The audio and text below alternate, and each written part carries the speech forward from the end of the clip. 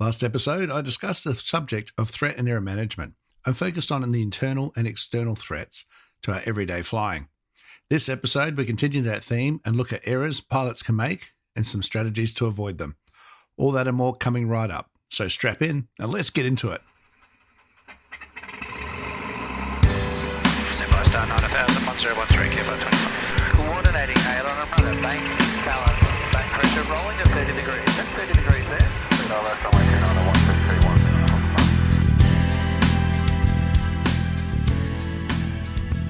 G'day everyone and welcome to episode 79 of the Flight Training Australia podcast.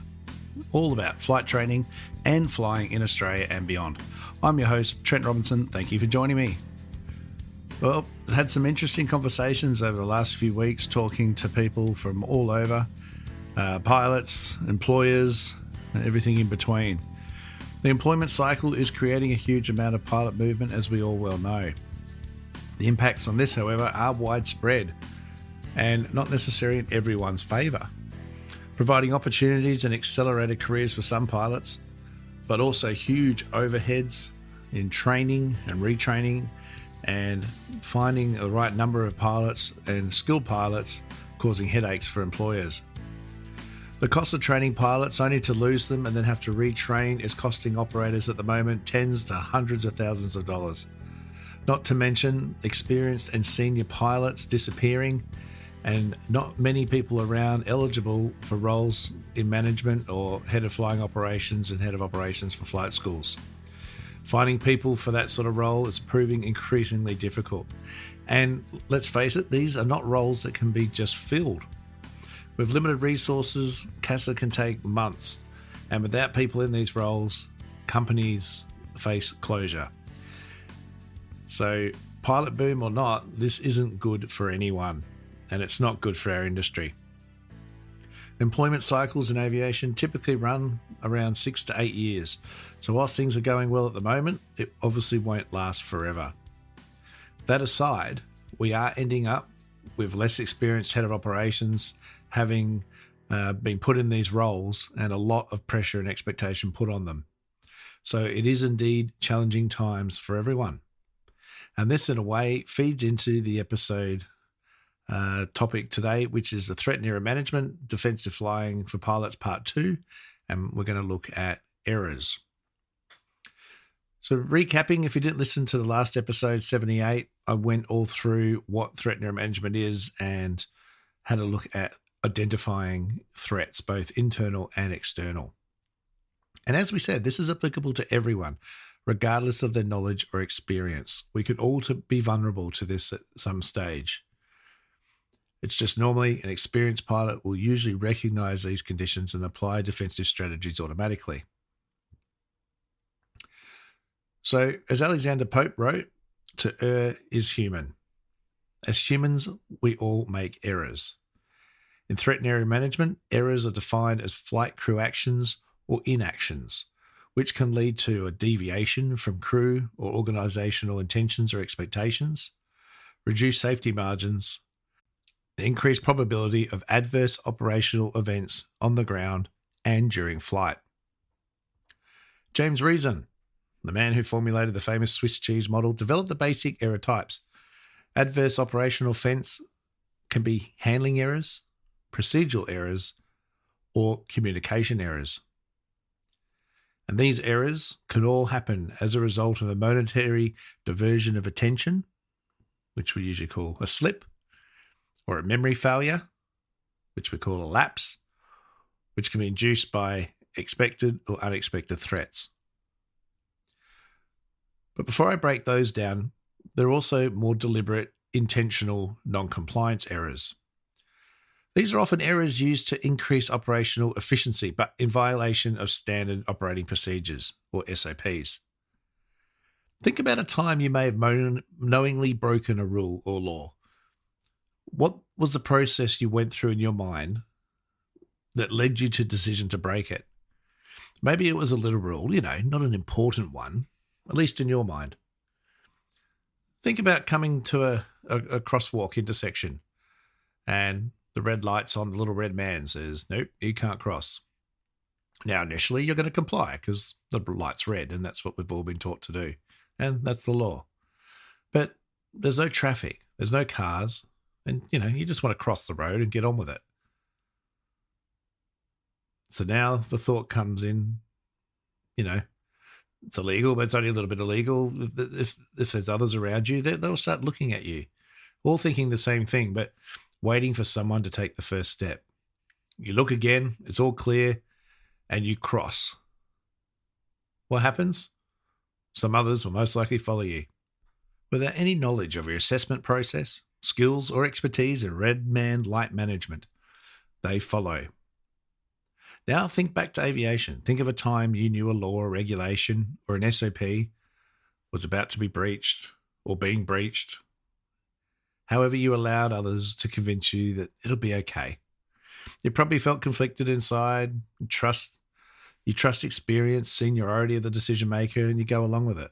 And look, let's face it, in most cases, I'm sure there's no harm or no real danger to you or anyone else, which is most likely what formed a large part of justifying the decision in the first place. However, this can be the beginning of how far down the rabbit hole you allow yourself to go. So that can be deliberate, intentional, non-compliance errors. How about unintended actions? Well, as I said earlier, slips and failures in the execution of an intended action. Slips are actions that do not go as planned, while lapses are more memory failures.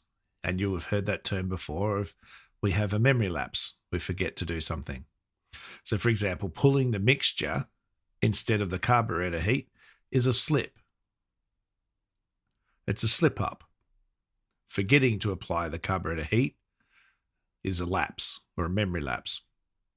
This is why we have things like checklists to help us. What about mistakes? Mistakes are failures in the plan of action. Even if execution of the plan was correct, it would not have been possible to achieve the intended outcome. While errors may be inevitable, we need to identify and manage them before safety margins are compromised. So typical errors in charter operations could include incorrect performance calculations. This would be a mistake. Inaccurate flight and fuel planning. This can be both a slip up or a lapse. Non-standard communication. This can be mistakes or it could just be outright violations. Deliberate. Aircraft mishandling. Bit of a slip up. All right, the list goes on. So back to our handling errors. Remember, we've got handling errors, procedural errors, or communication errors. Let's have a look at some examples there. So aircraft handling errors, flight controls, incorrect flaps or power settings, mishandling of the aircraft, ground navigation, attempting to turn down the wrong taxiway or runway, miss the taxiway runway gate, failure to hold short, not observing airport signs, not planning where we're going adequately. Manual flying, all right, handheld or hand flying for vertical, lateral, speed deviations. All right, there's a few examples. What about procedural errors? Okay, checklists. Perform the checklist from memory or omitting checklist items, missing items, performing late or at the wrong time.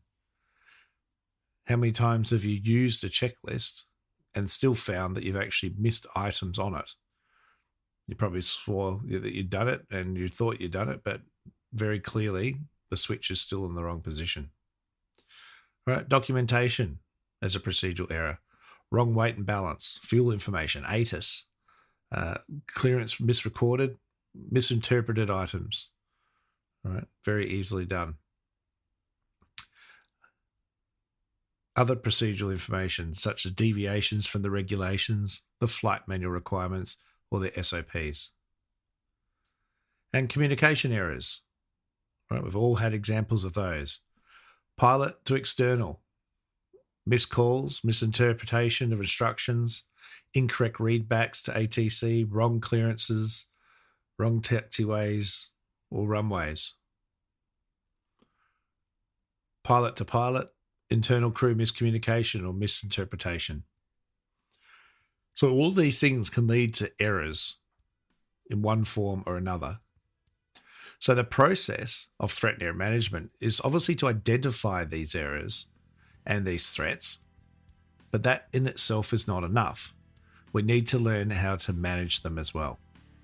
There's no point doing a pre-flight briefing or a briefing in your ab initio RPL, PPL training and have a bunch of threats and errors and undesired aircraft states listed at the end if A, they're not relevant to the flight, and B, you're not going to do anything about them.